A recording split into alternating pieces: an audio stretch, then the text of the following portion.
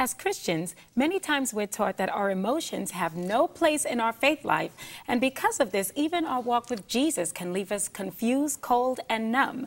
But Dr. Matthew Elliott, the president of Oasis International, says you can actually use your emotions to understand yourself and others around you. And in Feel, he explores the power of listening to your heart. And Dr. Matthew, we're so glad you could be with us today. Thanks for coming on the show. And it says that you should, embrace the power of listening to your heart. And I read that and I thought, I'm afraid of that. Well, because, the Bible kind of tells you that the heart is deceitful. And I think as Christians, we've come to believe that our emotions are contrary to our faith. Is there any truth to that? Or are we taking it out of context? Well, we've been taught things in church and often in our Christian culture that doesn't jive with what the Bible teaches about our emotional lives. And so we often get these buzzwords that we think of when we think of emotion, like dangerous or lead us to sin or not trustworthy. And these kinds of blanket statements aren't things that the Bible makes at all. In fact, when you open the scriptures, almost on every page, emotional words pop out at you. Love, joy, anger, sorrow, all these things are just so integrated into the scriptures, and they should be into our faith. So we don't have things to be afraid of when it comes to our emotions. God wants us to live with and in and through the passion that he wants to give us. Right. Now, one of the things you mentioned is that many Christians really feel dead emotionally inside. Why do you think that is?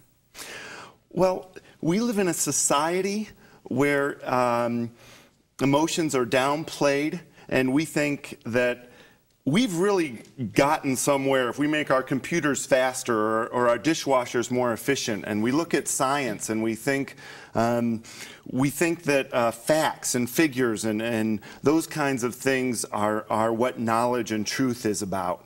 And then we separate our reason and emotion, that emotion's over here and reason's over here, and we should listen to our reason. But God is emotional, and he made emotion and reason like this. They're inseparable, they're together. And unless we see them like that, we're going to have some trouble. You went on an amazing journey to get to where you are now. Right. I mean, you're a doctor and you've experienced so many things. Go back and capture part of your journey. And how did you end up literally doing a deep, intense study on emotions? Well, my journey really started with the music of Keith Green when I was in junior high. And I just drank up his passion. And he had so much energy for the things of God. And I began to ask myself, what does it mean? He had great songs about loving God, and you talked earlier about evil and Oprah and hating evil. And I started to say to myself, what does that mean in the Christian life, to really love God and hate evil? And that, from an early age, eventually led me into graduate school and to Scotland, to Europe, to some of the best theological institutions in the world. And my journey was all about what does it mean in the Bible when God tells us to love him and to love other people? What does it mean we should feel in our hearts? But you say some startling things that a lot of people aren't going to like to hear. That you're basically saying that the Christian culture, we've literally embraced secular philosophy and we don't know it. Right.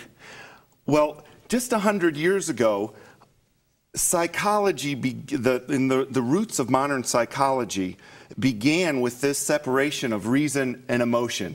And in fact, they became very skeptical about emotion.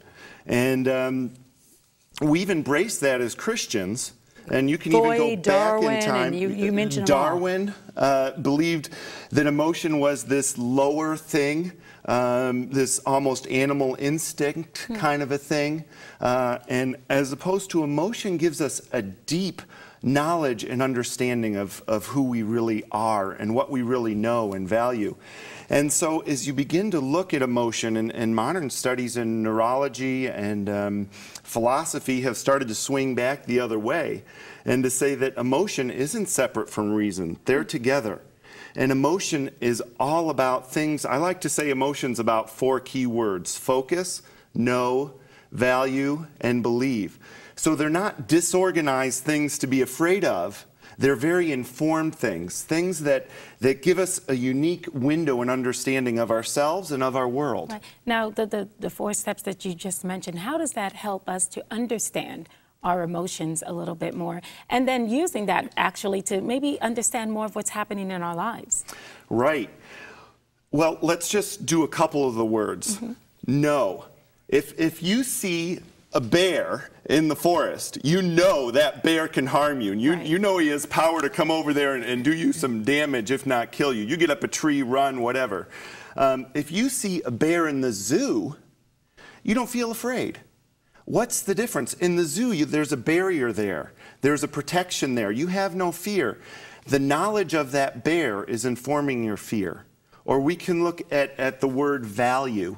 And so if you're at your desk and you bend a paper clip, you're playing around, you feel nothing. You don't care about the paper clip. You put no value in it. But if you're driving home from work today and your car gets smashed, you've probably had a bad day automatically. This is not a good thing. What's the difference? It's the value you place in that object. You care about your car. It's something that has some meaning to you. And so our values, our beliefs, our knowledge are deeply involved in our emotional lives. So our emotions are telling us something real and true. So for the woman watching where she's raging at her husband because he's not being or doing all of the things, how does she get from what would be someone might label as dangerous emotions to allowing those emotions to work for her? Well, often in church culture especially, we've been taught to push it down. Push down, suck it up. To control, suck it up. Just do the right thing anyway. That's not the right approach. You'll notice the title of my book is The Power of Listening to Your Heart, not following your heart. So I'm not saying you follow what your emotions are telling you to do. But the first step is not to push down, but to listen. What is that anger telling you about your values, your beliefs, your thought patterns according to your husband, in your relationship with your husband? What is it telling you about your family backgrounds or ways that you perceive the world that you get angry about?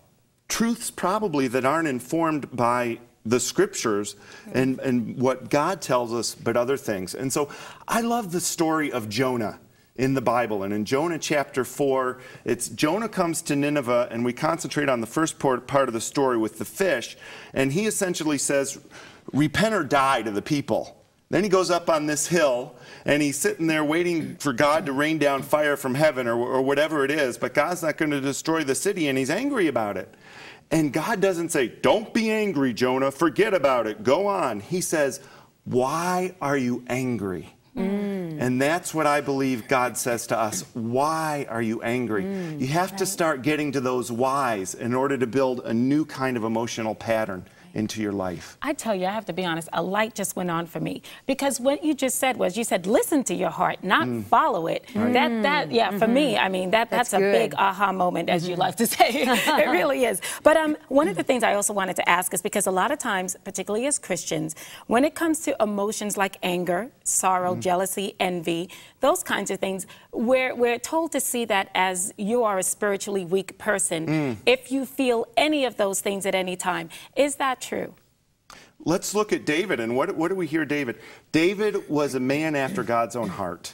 And he wrote so many of the Psalms. Go to Psalm 77 when you're done.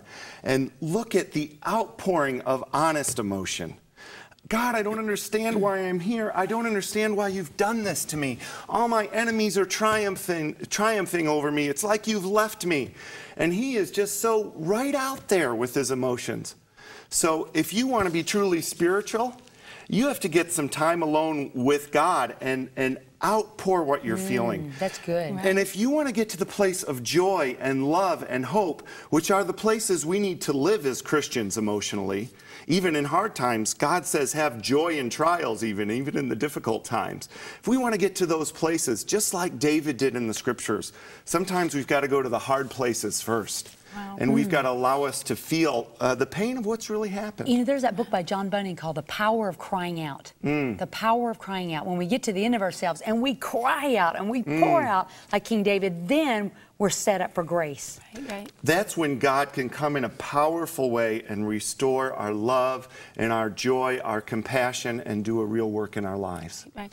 Thank you so much for coming. What a great message. And ultimately, what I love about what you're saying, too, is that it's not just about the emotions and things, but what it is to draw us back to a passionate relationship with God, where we really do just feel that fire for Him. So, you know, Dr. Matthew, thank you so much for coming and being with us. Thank you. Again, the name of the book is Feel the Power of Listening to Your Heart. If you'd like to connect with Matthew, you can visit us at harvest-tv.com. Click on Show Info in the menu bar, and you'll find an easy way to link to his website. Well, coming up later on Harvest, Dr. Brenda Robinson joins us to offer hope